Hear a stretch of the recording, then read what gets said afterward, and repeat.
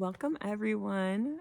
all you miracles, warriors out there, survivors, allies. I am happy to see you back here for part two. This is where I'm going to start going a little bit more into understanding what different parts are going to present based off of the part of the trauma cycle we went over in the last episode that they were created in.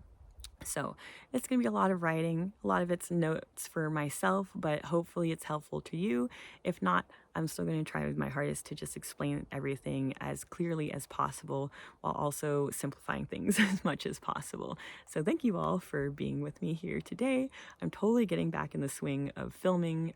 and I'm really hoping that this might help even one of you out there in your healing journey. So, as we talked about last time, we have this cycle. We have this cycle here that essentially is going to occur regardless of what trauma event we're going through and processing mentally. So, with this continuum, we're going to be looking at essentially how to communicate with and understand the motivations and worldview of the different parts that we're encountering as we're processing traumatic memory content that has occurred usually from early childhood onward. So, fear parts. Our fear parts, because of where they were created in the cycle, are always going to be motivated by fear, abandonment, and pain. This is all completely normal responses to what we went through. It can be incredibly difficult sometimes to understand these parts, mainly just because when they're triggered, it might be a fairly harmless event in our day-to-day life that creates a really intense PTSD response. And that is because we're dealing with fear parts that have essentially there's something in that trigger that reminds us of incredibly intense situations that we went through. When a part is triggered, it's going to essentially, that trauma bubble is going to essentially rise to the surface of your consciousness, and you're going to have either a complete switch or a blended consciousness with that part, where it may not make sense to us, our intense reactions to something that should be fairly manageable in our day-to-day life. So sometimes this can be abandonment from someone like a friend, or rejection, maybe in the form of like work, or a lot of different things that can essentially suddenly create a lot of fear in ourselves. Sometimes even physical things like certain smells, certain sounds, behaviors from people around us that may not be very safe, certain environments that are reminiscent of where we were at. And what can happen is it can trigger a PTSD response where one of these fear parts has essentially been brought to the surface of our consciousness. And we're now in the process of dealing with panic attacks or other PTSD symptoms where we're trying to find a place of grounding and understanding. Especially early in healing, the experience of these parts can be characterized by the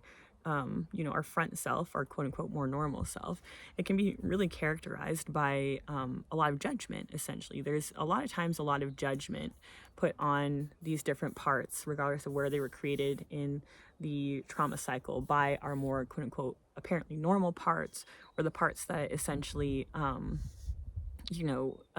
are in charge of handling our normal day-to-day life. So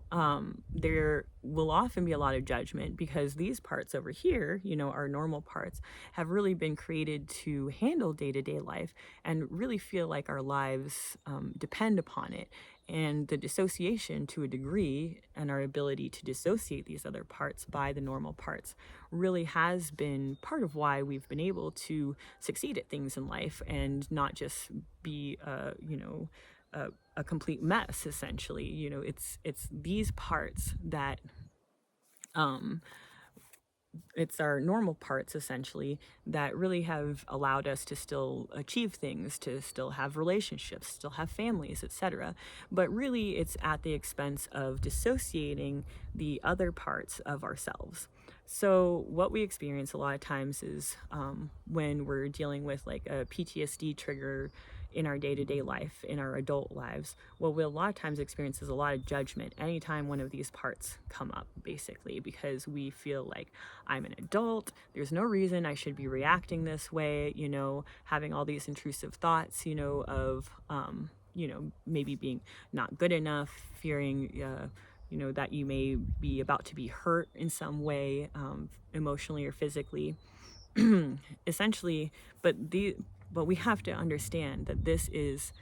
all those emotions are very normal, because the part that is experiencing them and is kind of blending them with our current reality and looking at our current reality through that lens, we have to understand that that was completely normal, like a reasonable way to react in the trauma event that created the initial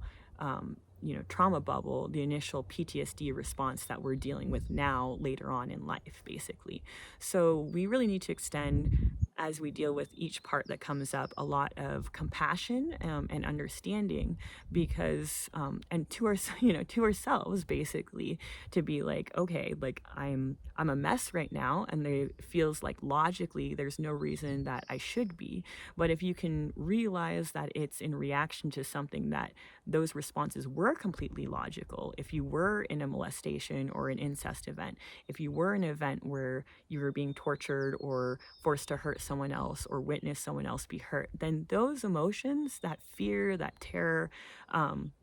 that feeling of physical pain, is completely normal. It's what would be expected in an event like that. So extending some compassion to those parts is always going to be the first step to understanding, is being like, okay, if this is the way I'm feeling, if this is the way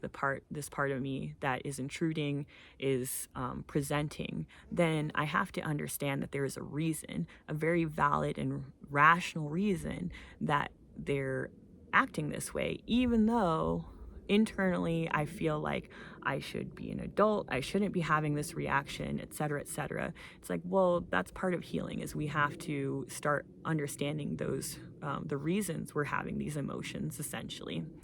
So the parts that are created by fear, obviously, are going to be expressed by fear, anxiety, and the PTSD triggers, like I was mentioning. So that's usually the quote unquote behaviors or thoughts that we experience in our life. If we're experiencing a lot of fear, if we're experiencing a lot of anxiety, if we're experiencing being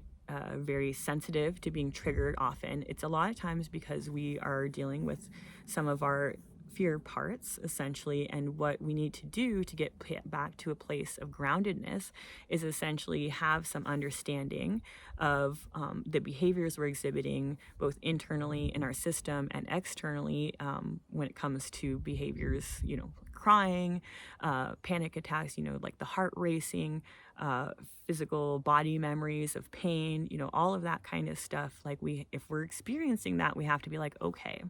this is a part that was created from a fear response of a trauma event, essentially.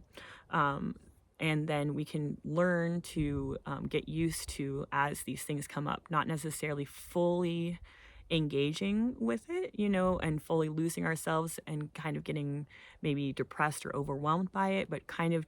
learning to notice that transition once we get triggered, so that we can, as our front parts or adult parts and helper parts that are interested in healing and doing the therapy, we can essentially be like, hey, okay, if I'm feeling this way, then there is a reason behind it. And what I need to do is create some dialogue with this part to understand why it is we're feeling this way, why it is we're reacting this way, rather than creating more judgment and shame, which is just going to, feed into essentially pushing this part away, and not facilitating communication and understanding. Really, that is the basis of all of our healing and being able to make our lives more manageable with dissociative identity disorder, is because we have to really learn to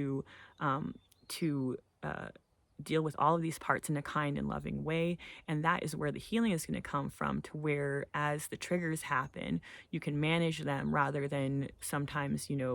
going on this downward spiral, essentially, where we don't want to acknowledge it. And then that part usually becomes more insistent, more loud, more intense about what they're feeling, because what they're feeling is very valid. So the more we can take time to understand it, the more validated that part feels, the less they feel like they have to give us these very intense symptoms, and the more we're able to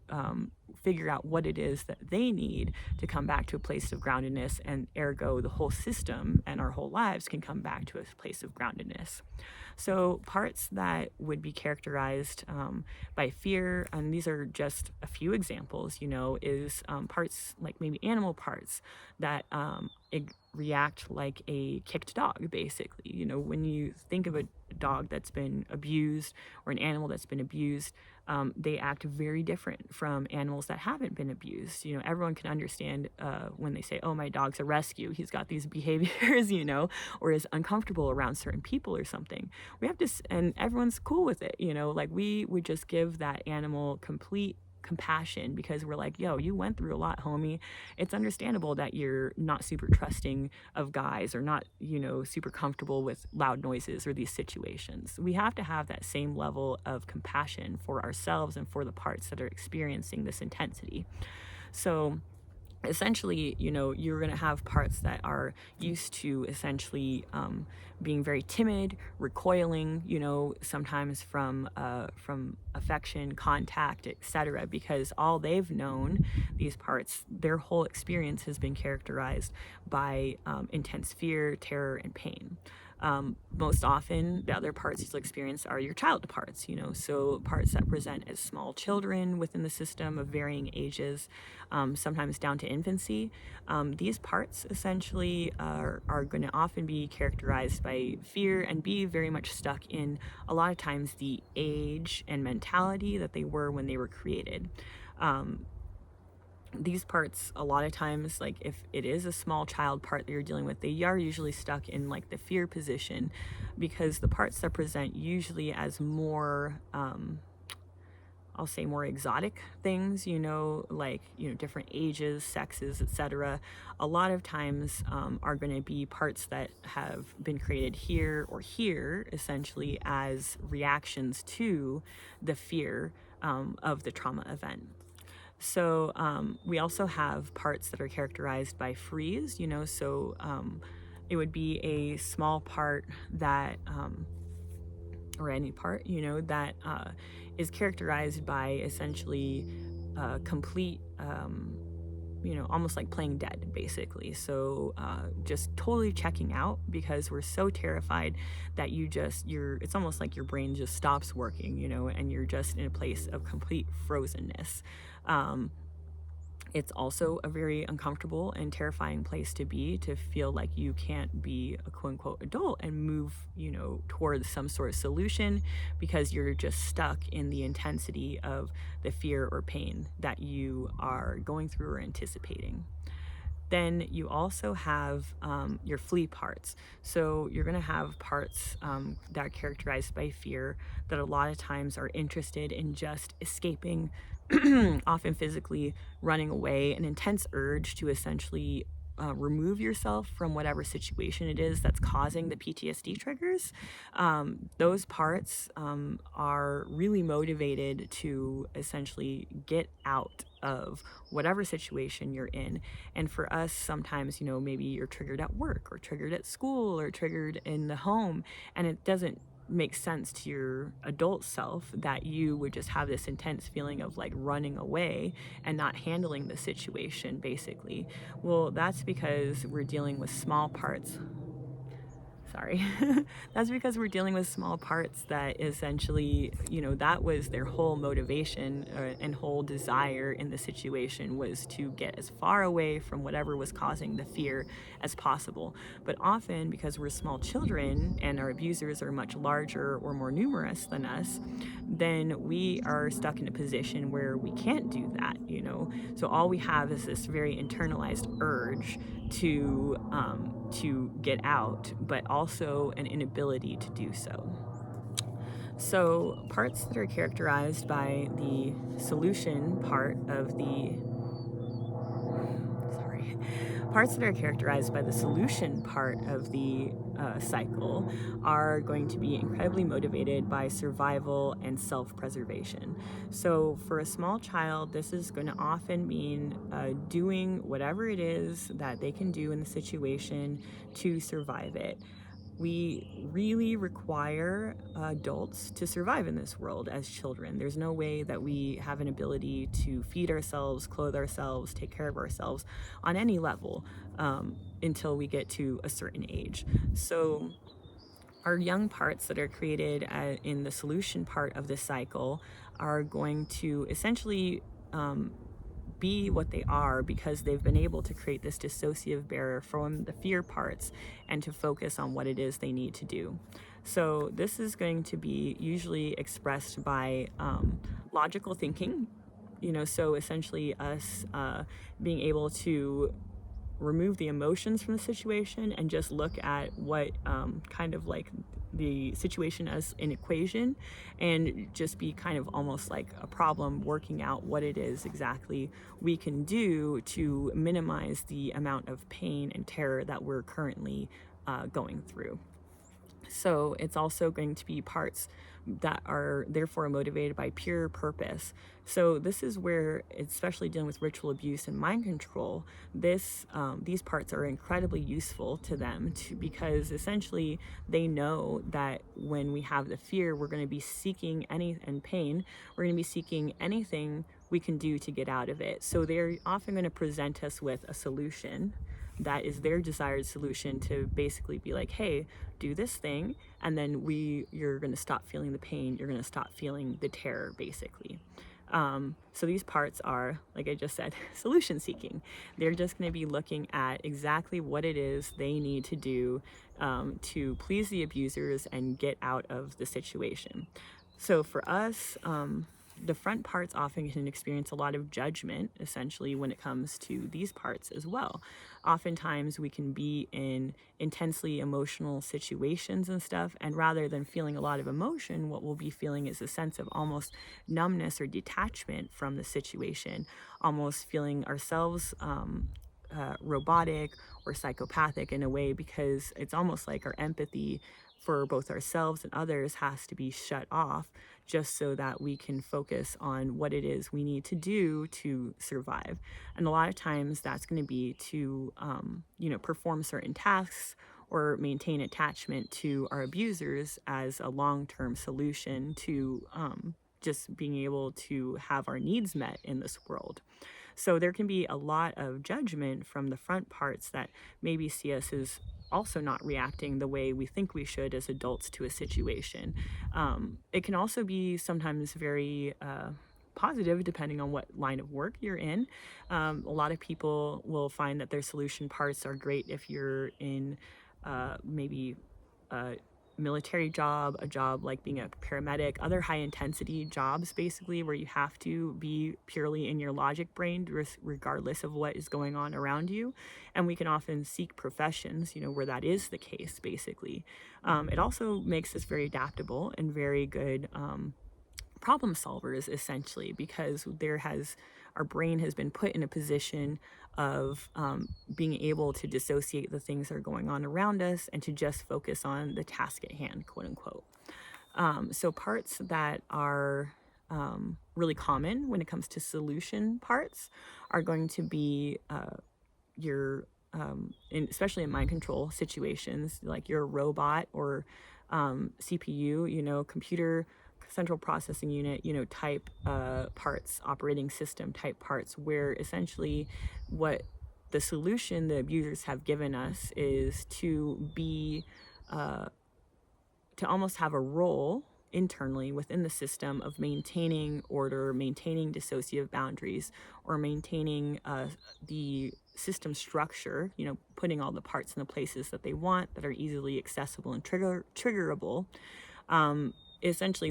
these parts are going to be incredibly numb and almost unfeeling, and unable to feel emotion, because that's the whole reason they were created. So it makes them really great at being parts for our abusers that can essentially maintain system order, because they really won't connect with all of the parts that they're that they're managing, or can also see themselves very easily as robots or inanimate objects and structures within the system. The thought of humans and human emotion is often very foreign to solution driven parts. You're also going to have parts that are seen as, very animalistic. So you could have animal parts that fall into this category as well. That may be predators, for example, because it's a way of seeing, your role of, especially if you have been forced to like perpetrate physically, psychologically or sexually on others as a child, then it's often the case that the solution part will identify as some sort of predator animal, because that is an example in nature often that we're intentionally shown where it's not personal. It's not personal that sorry to laugh, it's hard not to when I'm discussing uncomfortable things. But so predators are often presented to us as a example in nature where, a lion taking down a gazelle, for example, is not seen as personal, is just seen as survival. So that same model is going to be encouraged and used against us, and very normal that the part would identify as that if they were being forced to be violent or perpetrate on others, whether we're talking about animals or whether we're talking about, other people, basically other children. You're also going to have your soldier parts, which are purely based on, just do and don't think, just obey, just follow orders. That is going to be definitely parts that are solution based, that have been trained to take thinking, take emotion out of the situation and just perform, the task at hand. You're going to have sex worker parts, which I would group with like fawn. Here is one of the responses that we can have to a traumatic event, where essentially it's often parts that have been repeatedly, trained and used to perform certain sexual roles for our abusers, and sometimes if we're trafficked for others, basically. So just like I said, a lot of these things are seen as a equation for those parts to where, okay, sexual gratification of my abusers is seen as something that gets me faster from a really intensely painful and, where they're yelling and terrorizing you kind of thing, to where you've learned that you can just switch into a sex worker part and just perform the task or the role that they're looking for from you, and essentially it feels like it's in your power, to lessen the intensity of the abuse or shorten the abuse event. And then you're also going to have fight parts in the solution. A lot of times fight parts are going to be, if you're dealing with mind control and ritual abuse, are going to be weaponized against others. They never want you to have fight parts that are weaponized against against your abusers. That's like their worst nightmare. So it's often going to be weaponized against other people. That urge to fight back is often going to be directed towards other people. You're going to be given an outlet to do it, to fight, but not against them, but against others that are seen as also threatening to you, but not, not someone that they see as valuable to themselves as abusers. Or you're going to be dealing with an internalized fight response, where essentially who you end up fighting against is yourself. What ends up being directed is this internal conflict, basically, where you feel like you are internally having parts that have to, quote unquote, fight against the normal reactions that you may be having with the PTSD triggers of fear and anxiety and depression, or sometimes putting you down, essentially, and internalizing your fight response into self-destruction, basically. So sometimes the solution parts will be suicide parts, for example, where it's seen as, the solution to minimizing the abuse is essentially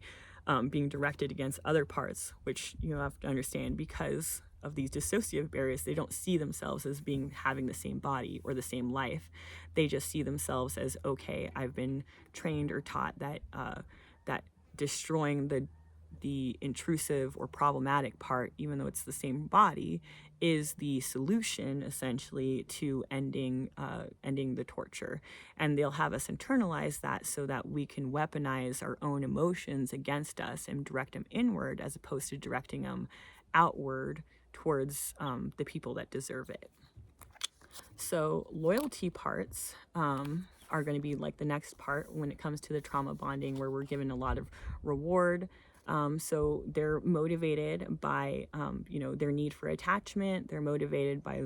love and the trauma bonds, sometimes by physical rewards. Like I said before, it was, it could be food, like candy. It could be like really nice experiences, like maybe like going to the movie or a zoo or something like that is really special, maybe given toys. As an older survivor, it could be possibly being treated really well, or given really expensive or lavish experiences, that create some idea of the abuse, quote unquote, being worth it, or because you're not really connecting with like these parts of the trauma event, you're really just trying to your hardest to dissociate these emotions and just focus on the pleasure promoting situation that the abuser has put you in after the intense trauma event. So a lot of times these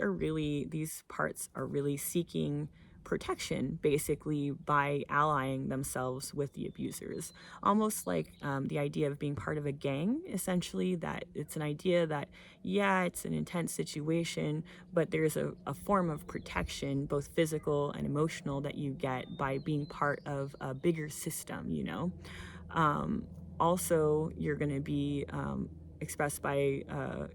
reward seeking. So a lot of times you'll have parts that are very motivated by getting you know intense pleasure, whether that's sexual addiction or maybe money seeking and power seeking, essentially, because that's part of how we've allied our own belief system with those of our abusers. And then you're also going to have like identity motivation. So, as in, this is kind of similar to the gang thing, but almost like they give you a role in some bigger picture that somehow makes all of the other stuff worth it, because you're quote unquote saving the world, or maybe they've told you you're part of some hierarchy and royalty or something like that, and that there's a bigger responsibility or purpose that you have to your identity, and that's why you have to essentially not have the same morals that you would in your normal day-to-day life, basically, because there's some bigger agenda that you feel that is essential to your identity. That's what is really characterized by a lot of the parts that have been created by the loyalty, the love, and the trauma bonding. So hierarchy parts are really going to be common in the system. So parts that see themselves as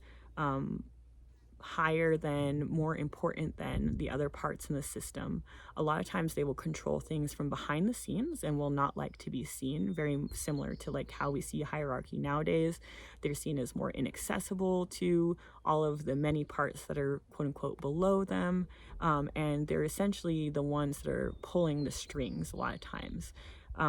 This often means that these parts are going to be interjects of our abusers. So parts that have essentially been I have identified themselves with the belief system and roles and identity, essentially, of their abusers, and have essentially embraced those, and been conditioned to have those same identities their abusers have and want them to also have, so that internally in the system and then externally when they're triggered, they can be performing as as the abusers want, which is basically like a carbon copy of them, both in the system and in the day-to-day world, or the trauma world, basically, if like you're being expected to, play a role of, a celebrity, or, a high-end sex worker or something, like where it feels like you're, blending in with the crowd as being a psychopath, or poorly motivated by material things, just like they are. As part of the interject thing, especially with ritual and occult abuse, you'll have demons, which are parts that have essentially been convinced in the same way that they're evil. They're evil parts that have chosen to identify with whatever their abusers wanted them to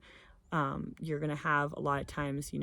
gods or goddesses even in this position where they have, dissociated themselves from like what they see as all these quote unquote weaker parts, or parts that serve them essentially are lower than them or less than them, less empowered than them. And they're going to see themselves as incredibly separate from what our true self is, our true identity is, which is a traumatized individual. You're also going to have royalty parts. So this is also really enforced in ritual abuse and mind control type events, where they're using your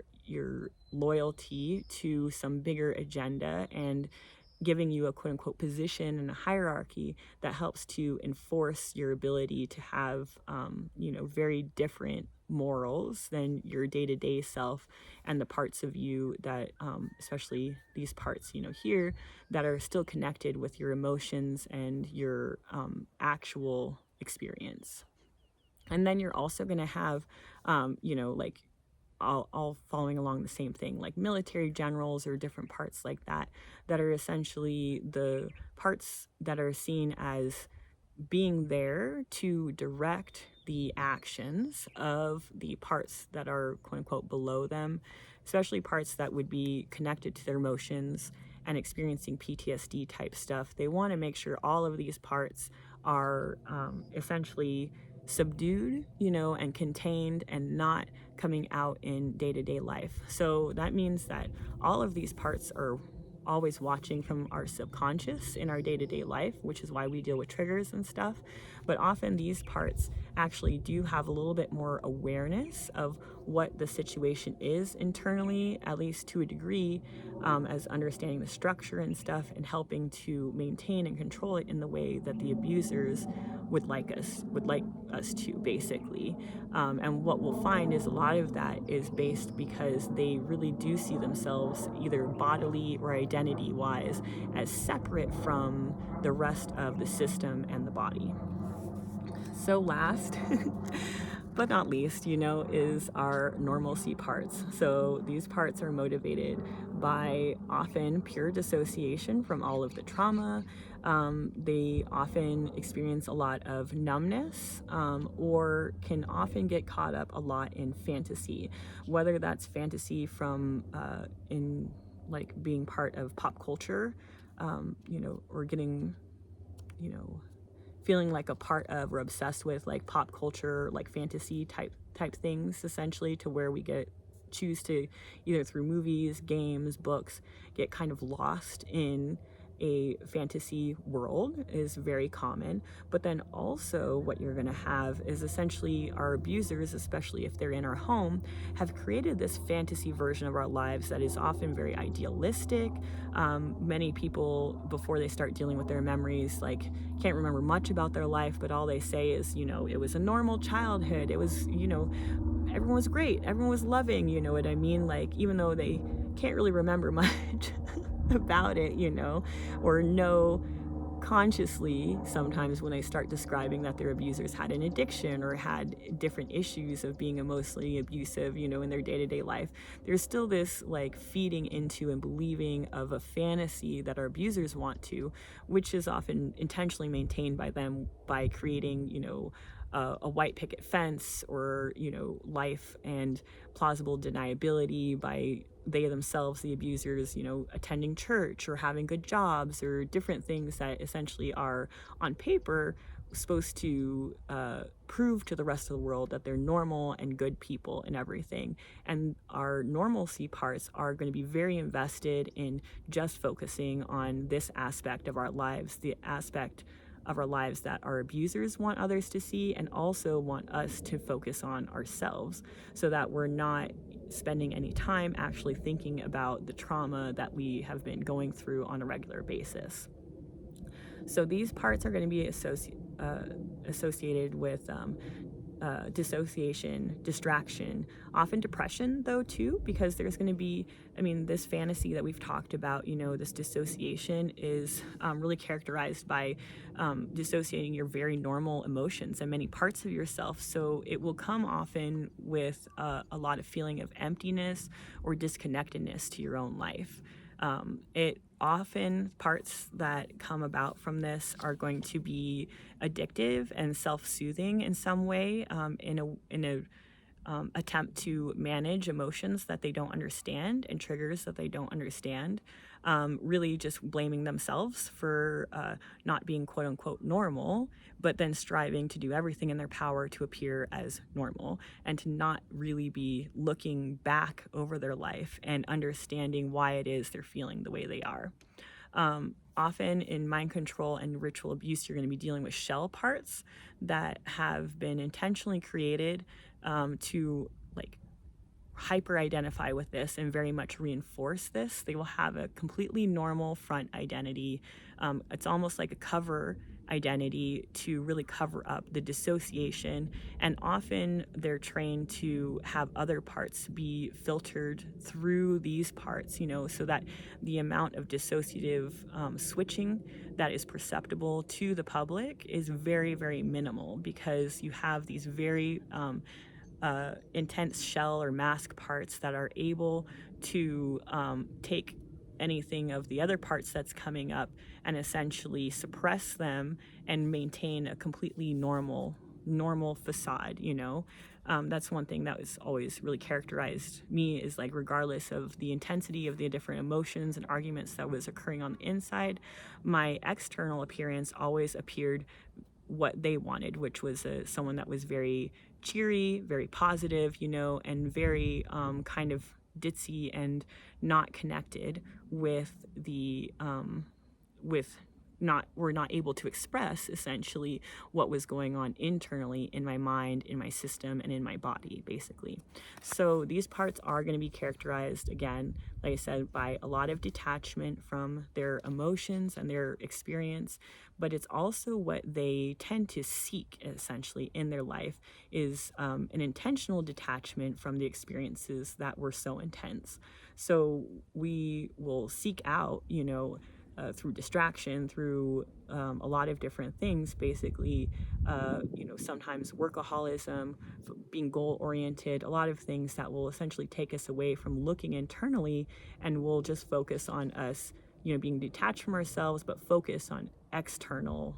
goals, external things that require us not having to, the ability to essentially just put one foot in front of the other, keep moving forward, and never looking back. So why this is so important is because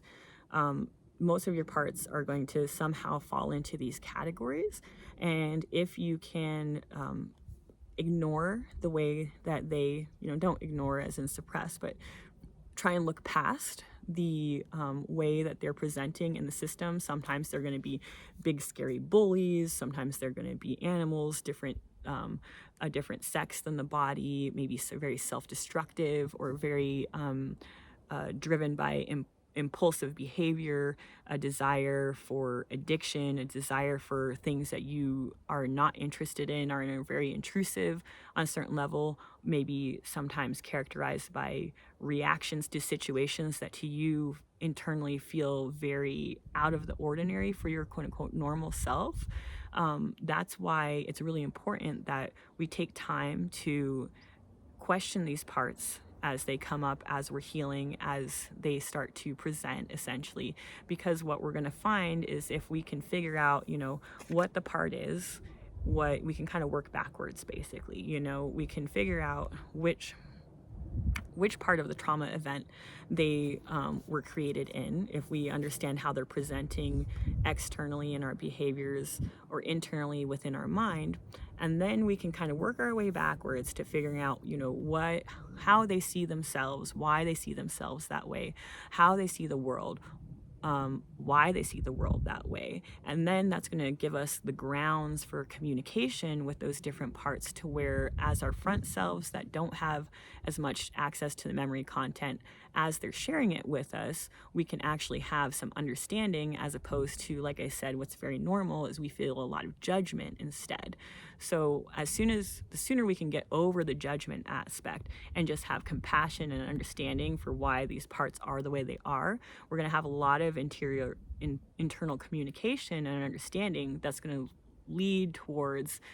system cooperation, and then kind of moving those parts out of the intense area that they're in because of the trauma, and into a place of understanding that, one, the trauma is often over and we can start to process it, but also that we ourselves can kind of, like on this graph, we want to come back to a place of groundedness when we're feeling very triggered here or here. So if we can figure out what part we're dealing with essentially on this spectrum, it goes a really long way to understanding how to get back to a place of groundedness. And for me, the meditation and journaling are always going to be the main tools of, once we have some understanding and communication facilitated internally, that's going to be the main step, is writing about what the part is experiencing, what they're feeling, how they see themselves, etc. And that is going to be how you find some clarity about where the part comes from, and understanding how to move forward in essentially creating